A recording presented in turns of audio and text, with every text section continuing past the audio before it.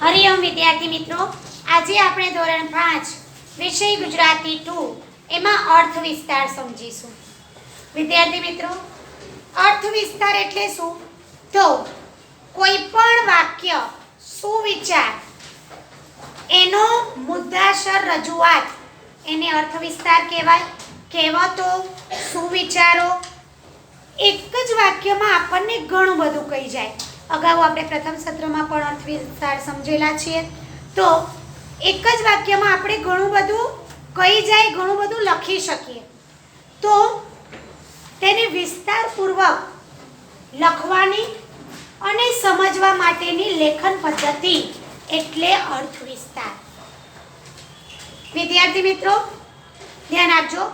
લખાણ છે એટલે સુંદર, સુઘડ અક્ષર, સ્વચ્છ રજૂઆત, છેકછાક નહીં. ગુજરાતી છે એટલે ઉપરની લીટીને અડાડીને વાક્યો લખવાના, વિરામ ચિહ્નોનો ખાસ ઉપયોગ કરવાનો, યોગ્ય વિરામ ચિહ્નોનો ઉપયોગ કરવાનો. આ બધી બાબતો ખાસ ધ્યાનમાં રાખવાની. અર્થ વિસ્તાર કે વિચાર વિસ્તાર કરતા કઈ બાબત ધ્યાનમાં રાખીશું? તો પહેલા તો આપણને કોઈ પણ અર્થ વિસ્તાર છે ને બરાબર સમજી લેવાનો કે એમાં શું કહેવા માંગે છે, એના મુદ્દા આપણે નક્કી કરી લેવાના. લખાણ છે એટલે યોગ્ય અને ચોકસાઈપૂર્વક લખાણ, યોગ્ય વાક્ય. પછી અર્થ વિસ્તાર શું કહેવા માંગતો હોય અને તમે વાક્ય શું લખો એ ચાલે નહીં. એને લખતું જ તમારે લખવું પડે. વિચાર કરી અને 3-4 મુદ્દા તમારા મગજમાં નક્કી કરી લેવાના. બીજું, મુદ્દા પ્રમાણે, હવે તમે નાના નથી એટલે મુદ્દા પ્રમાણે તમારે ફકરા પાડવાના, એક એક લીટી નહીં લખવાની. મુદ્દો અલગ આવે ત્યાં શું કરવાનું? ફકરો પાડવાનો. નંબર લખાય નહીં. નિબંધ લેખન હોય, અર્થ વિસ્તાર હોય તો એમાં નંબર આવે નહીં. હા, યોગ્ય મુદ્દા હોય, મુદ્દા અલગ તમારે પાડવો હોય તો શું કરવાનું? ફકરો પાડવાનો. શક્ય હોય તો કોઈ પ્રસંગ લખી શકાય, અર્થ વિસ્તારને અનુરૂપ કોઈ પ્રસંગ લખી શકાય, કોઈ કહેવત પણ લખી શકો.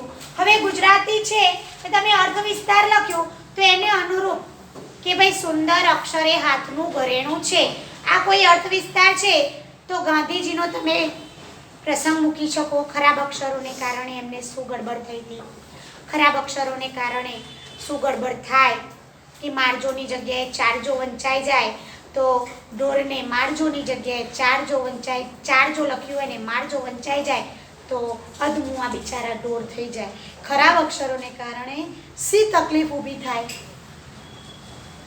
એ તમને ખબર છે.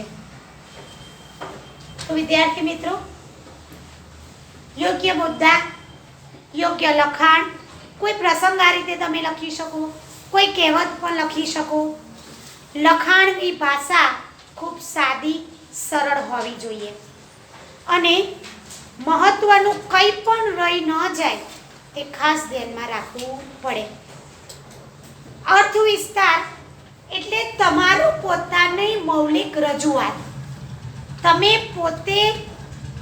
પોતાની રીતે કેટલું લખી શકો એ એટલે અર્થ વિસ્તાર. સમજાય છે? અર્થ વિસ્તારમાં કોઈ નક્કી ન હોય કે આ જ અર્થ વિસ્તાર આવશે. અર્થ વિસ્તાર કોઈ પણ હોય, તમે એને અનુરૂપ યોગ્ય મુદ્દા નક્કી કરીને તમારે લખાણ લખવું પડે. પછી 4 લીટીમાં અર્થ વિસ્તાર ન હોય, 20 થી 25 લીટીનો, 15 થી 20 લીટીનો તો અર્થ વિસ્તાર લખવો જ પડે. લખ્યા પછી તમારું લખાણ વાંચી જવું. જોડણી, ગુજરાતી છે એટલે જોડણી, વાક્ય રચના ખાસ યાદ રાખવાની, ખાસ ધ્યાનમાં રાખવાની. વિરામ ચિહ્નોનો યોગ્ય ઉપયોગ કરવાનો, વિરામ ચિહ્નો ભૂલી ન જવાય એ વાંચ્યા પછી સુધારી લેવાના. ચાલો, આવો જ એક અર્થ વિસ્તાર આપણે લખીએ. ટીપે ટીપે સરોવર ભરાય, ટીપે સરોવર ભરાય,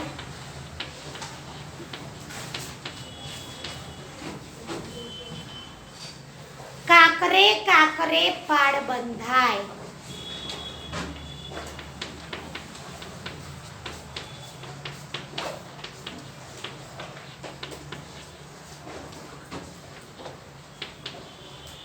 લખો બધા જ. આ અર્થ વિસ્તાર છે. ચાલો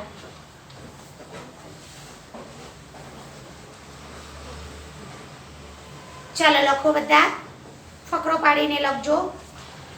એક એક ટીપું, જે ઘરે બેઠેલા વિદ્યાર્થીઓ છે એ પણ મારી સાથે લખશે. એક એક ટીપું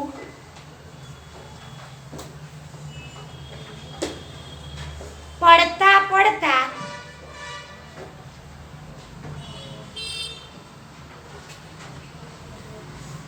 સરોવર ભરાઈ જાય છે.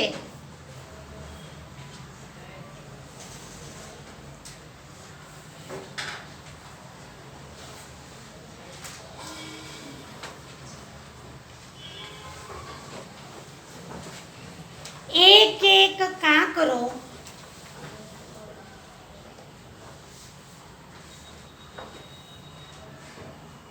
નાખતા રહેવાથી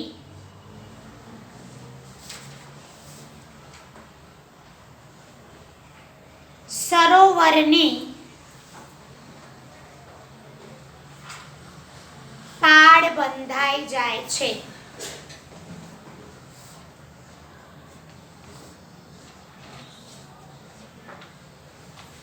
ફકરો પાડીને લખજો. કોઈ મોટું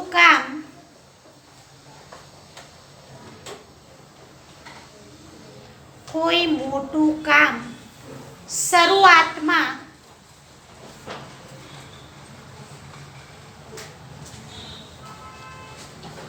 અઘરું લાગે છે.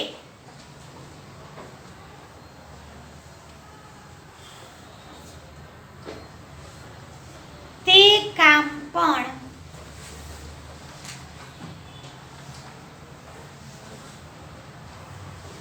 ધીરજથી અને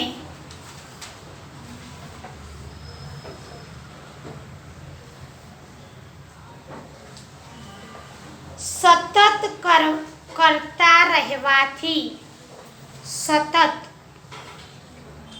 કરતા રહેવાથી પૂરું થઈ જાય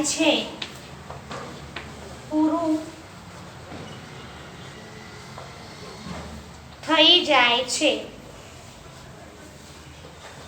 સૈનિક ફંડ લખો. સૈનિક ફંડ અલ્પવિરામ કરો. દુષ્કાળ રાહત ફંડ. દુષ્કાળ રાહત ફંડ કે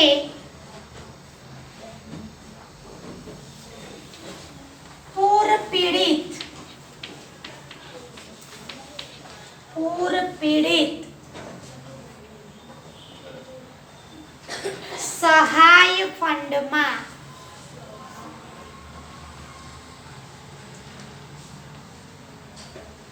શાળાના બાળકો થોડી થોડી રકમ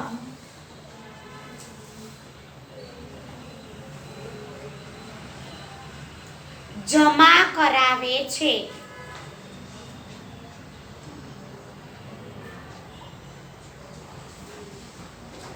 અને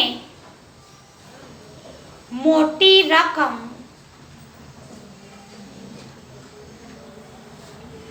એકઠી થઈ જાય છે.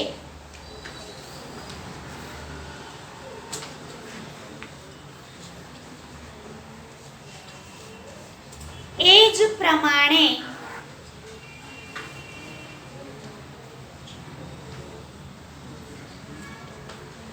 આપણા દૈનિક ખર્ચમાંથી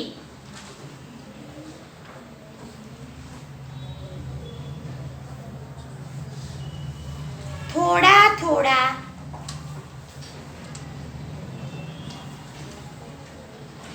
પૈસા બચાવીએ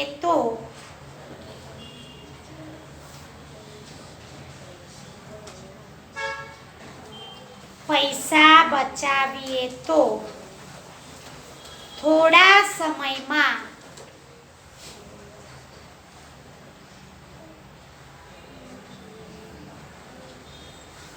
મોટી રકમ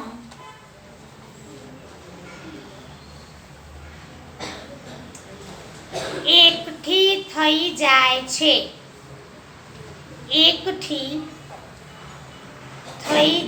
છે.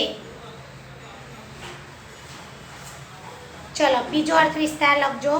સુંદર અક્ષરો. બીજો અર્થ વિસ્તાર લખો. સુંદર અક્ષરો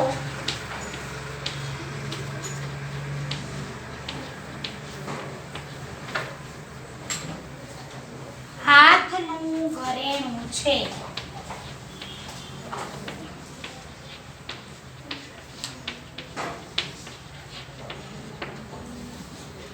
ચાલો લખો ફકરો પાડીને. સુંદર અક્ષરો હાથનું ઘરેણું છે.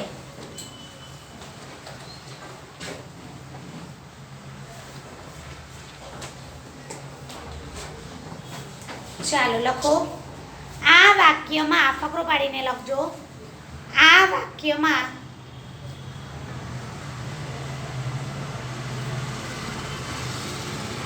સુંદર અક્ષરોનું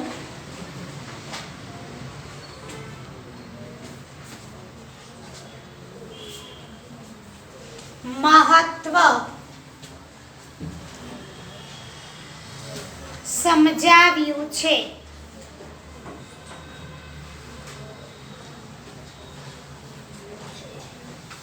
સુંદર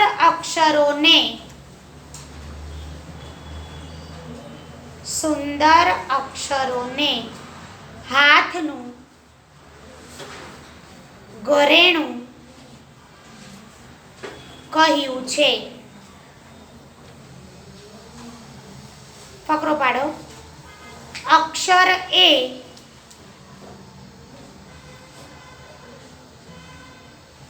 વ્યક્તિના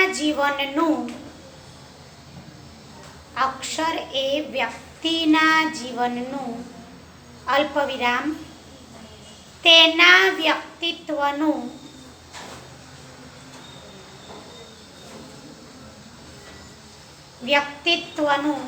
પ્રતિબિંબ છે.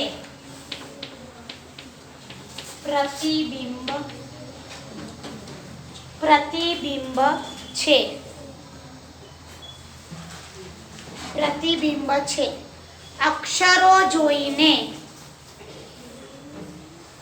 અક્ષરો જોઈને આપણે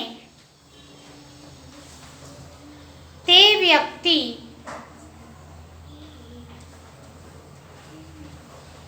કેવી હશે તેનું અનુમાન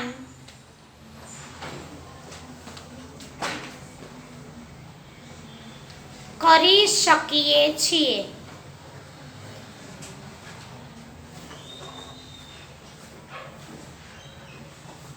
આગળ લખો. સુંદર અક્ષરોવાળી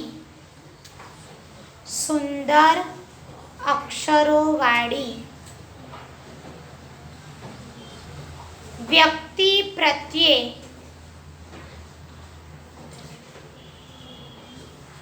આપણને આદર અને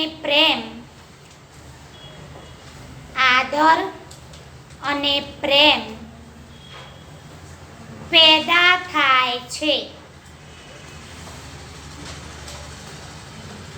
ફકરો પાડો. સુંદર સુવાચ્ય સુવાચ્ય સુંદર સુવાચ્ય અક્ષરો ન હોય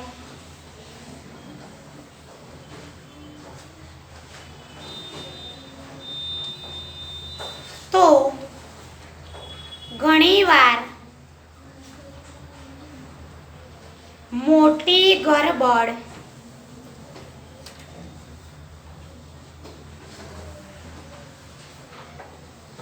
ગરબડ ડમરૂનો ડ આવશે ગરબડ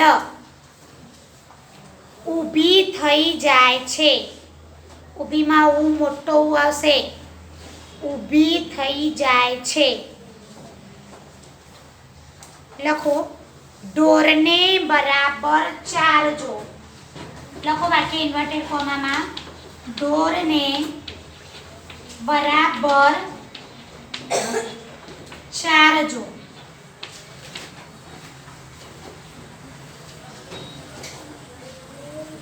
ને બદલે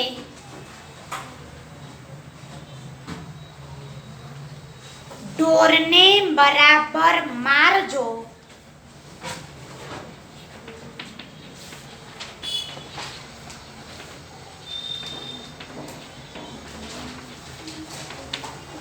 વંચાય ઢોરને બરાબર મારજો વંચાય તો બિચારા ઢોર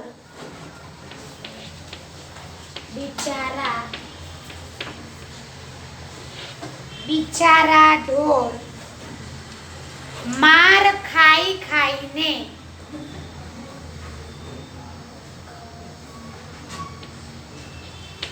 અધમુઆ માર ખાઈ ખાઈને અધમુઆ થઈ જાય પૂર્ણ વિરામ. માર ખાઈ ખાઈને અધમુઆ થઈ જાય. ફકરો પાડજો. ગાંધીજી કહેતા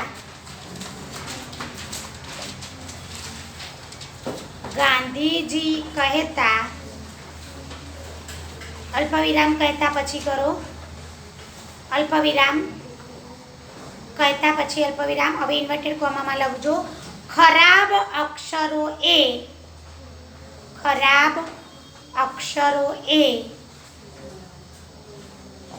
અધૂરી કેળવણીની નિશાની છે. ઇન્વર્ટેડ કોમા પૂરા. આ વાત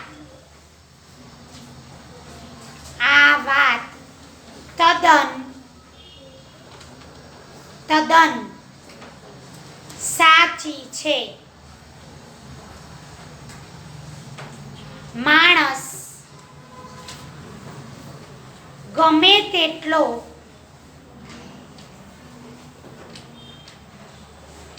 વિદ્વાન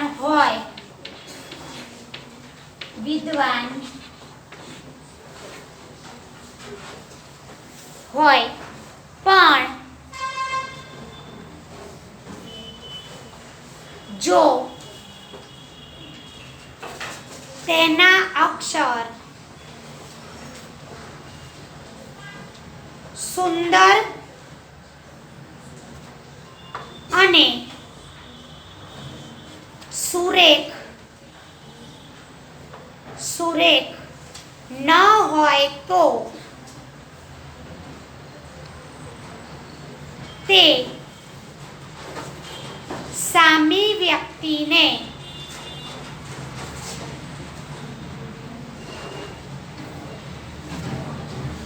પ્રભાવિત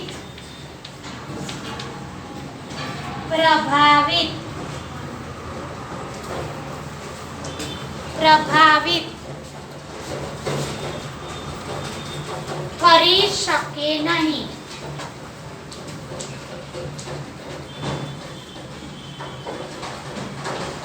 ફકરો પાડો. આપણે મરોડદાર, મરોડદાર આ રીતે લખાય મરોડદાર, મરોડદાર અને સુવાચ્ય, સુવાચ્ય અક્ષરો વાળું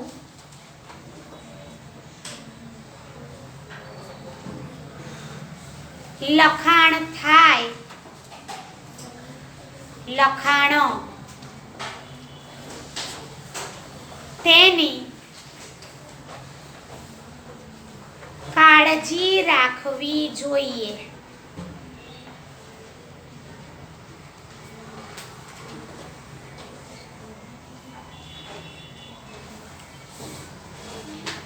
ચલો લખો આગળનું.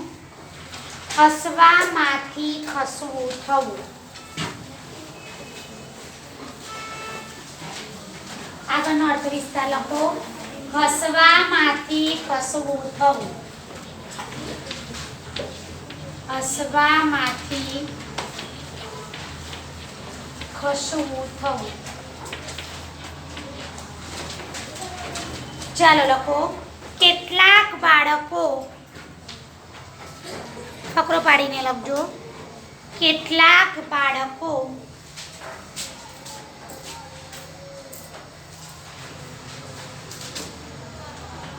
અટકચાળા, અટકચાળા હોય છે. કેટલીક વાર તેઓ, કેટલીક વાર તેઓ અટકચાળા કરવા જતા મુશ્કેલીમાં મુકાઈ જાય છે. આમ હસવામાંથી ખસવું થઈ જાય છે.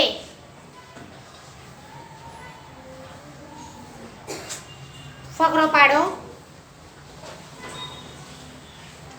કેટલાક લોકો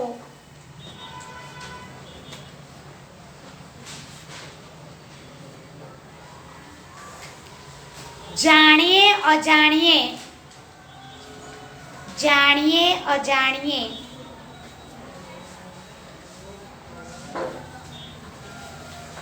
બીજાની નકલ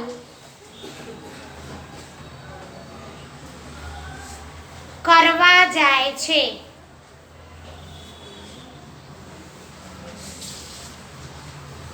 એમને મન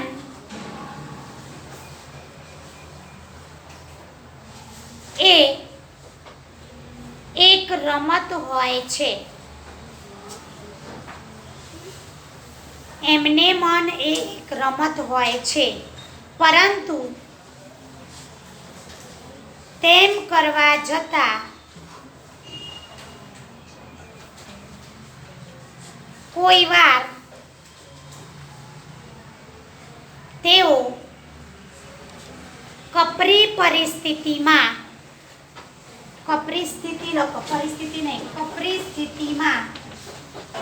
સ્થિતિમાં મુકાઈ જાય છે.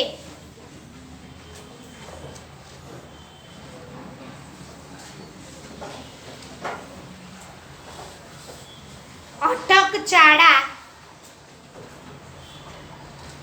વાંદરાભાઈ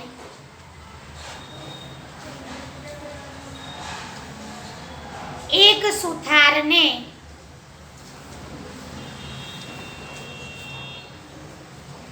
કરવત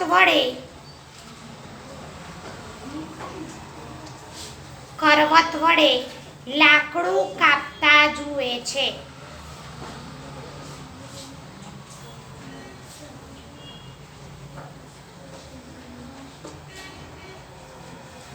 કપાયેલા ભાગમાં કપાયેલા ભાગમાં ફાચર ભરાવી સુથાર ચા પીવા જાય છે.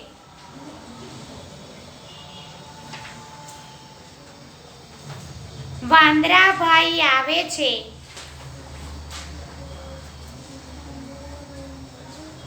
અને લાકડામાંથી ફાચર ખેંચી નાખે છે. ફાચર ખેંચી નાખે છે. તે વખતે ફાચરમાં તેમનું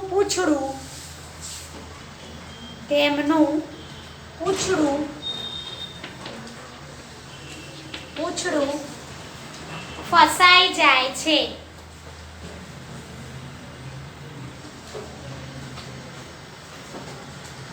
અને ચીસાચીસ